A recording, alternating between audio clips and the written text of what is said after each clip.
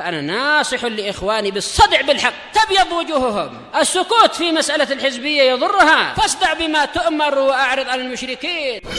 سلامي على دماج ورجالها والشيخ يحيى ودار العلم يا سعد بانيها. Fadilatul Syekh Abdullah Al-Bassam rahimahullah ta'ala. Ini masih pembahasan syuf'ah itu ya. Wa amma ghairu aqaratil mushtarakah fala yujadu fiha illa nisbatun qalilun minad darar.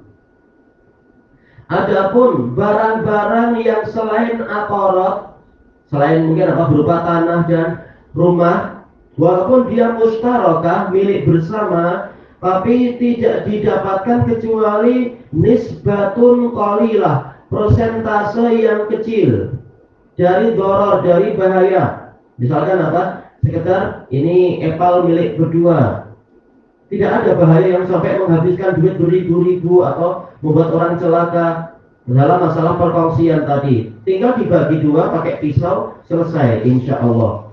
Yaitu kalaupun masih ada ketidakpuasan, tapi tidaklah kerugiannya sampai sebesar masalah rumah atau masalah tanah. Yumkinu takhallusu minha bil qismah, memungkinkan kita untuk membebaskan diri dari kerugian tadi dengan cara dibagi langsung. Dan ini murah, tinggal apa? Potong pakai pisau. Bisa dengan tanah, ini seperti yang dibahas pada pertemuan yang lalu, mungkin akan mengeluarkan duit banyak sekali untuk pembagiannya dan sebagainya. Awil baik, atau dibagi dijual saja, mungkin motor misalkan. Jelas kalau kismah, motor langsung dibagi dua, masing-masing dapat satu tayar, tak ada gunanya. Tapi apa, dijual aja, nah duitnya dibagi dua, senang, lebih mudah. Awit takhir, atau boleh ditunda, tak mengapa. Saya sedang belum memerlukan ini, tak apalah, Anda pakai dulu. Yang penting statusnya ini milik bersama misalkan. Kemudian wajar laisa indahu hadhil abrar madama ghairu musyarik. Tetangga, jiran, dia tidak mengalami kerugian-kerugian tadi selama dia bukan rekan kongsi dari tetangganya.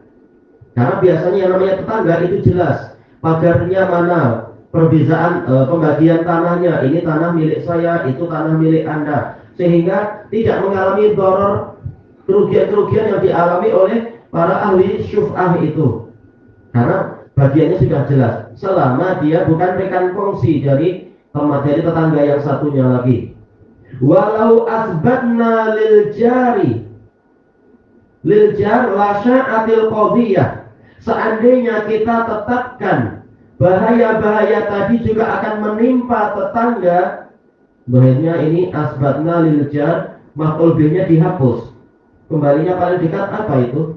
Boleh jadi abrar, boleh jadi musyarakah, dan dua-duanya mungkin. Intinya apa? Kalau kita tetapkan jiran kita itu adalah rekan kongsi, la sya'atil qadiyah, niscaya kejadian ini, yaitu peristiwa atau case-nya itu sya'at, akan semakin meluas.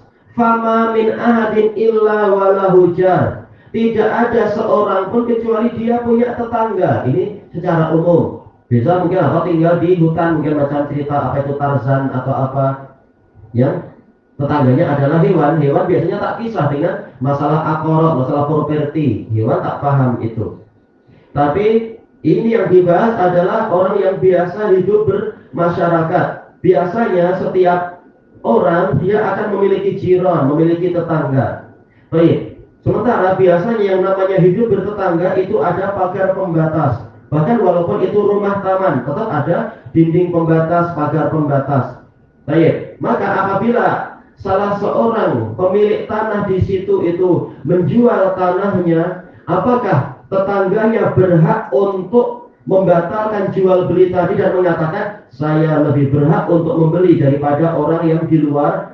Baik. Kata beliau, tetangga tidak berhak itu karena dia bukan rekan kongsi, karena pembatasnya sudah jelas. Dia mengatakan seandainya tetangga punya hak untuk itu, niscaya case-nya akan meluas.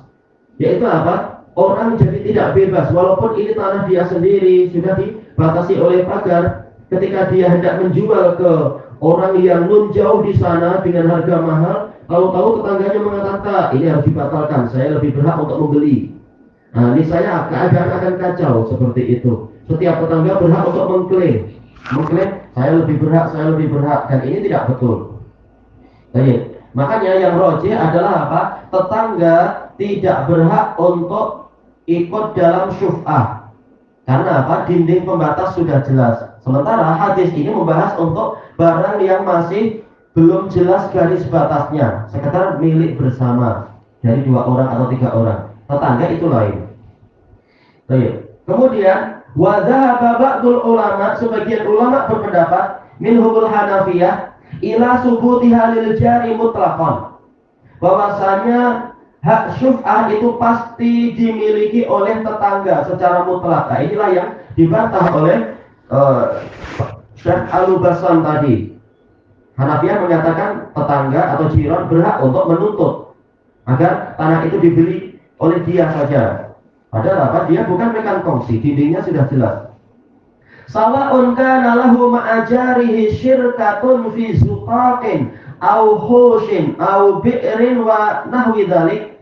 Sama saja si tetangga tadi bersama tetangga yang lain itu memiliki syirkah, memiliki perkongsian dalam zuqaq. Zuqaq yaitu lorong, yaitu jalan sempit di antara 2 rumah itu, zuqaq. Au hush itu biasanya kalau yang di Yaman itu hampir sama dengan zuqaq, tapi di atasnya biasanya ada semacam apa itu, bumbungnya, tapi dia jalan milik bersama. Nah, kalau ini betul, memang dia tetangga saya dan memang dia adalah rekan kongsi, yaitu ini tanah milik kami berdua dan tidak dibagi karena ini jadi jalan agar apa, orang mampu lewat di situ, agar anak-anak mampu naik basikal di situ dan seterusnya misalkan, maka tidak dibagi karena ini jadi jalan bersama. Nah, ini betul, di sini tetangga memang memiliki hak syuf'ah. Au bi'r atau sumur bersama digali sama-sama misalkan.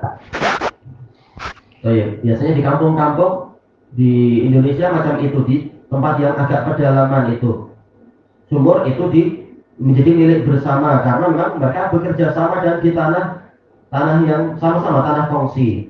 Wa nahwi dzalik aw lam yakun, kata Hanafiyah, atau tetangganya itu bukan rekan kongsi, tetap dia punya hak syuf'ah. Tentunya apa? Ini pendapat yang tidak betul. Lanjutannya dibahas masa yang akan datang insyaallah. Wallahu a'lam. Subhanakallahumma wa bihamdika la ilaha illa anta astaghfiruka wa atubu ilaik. Alhamdulillahirabbil alamin. Jazakumullahu khairan.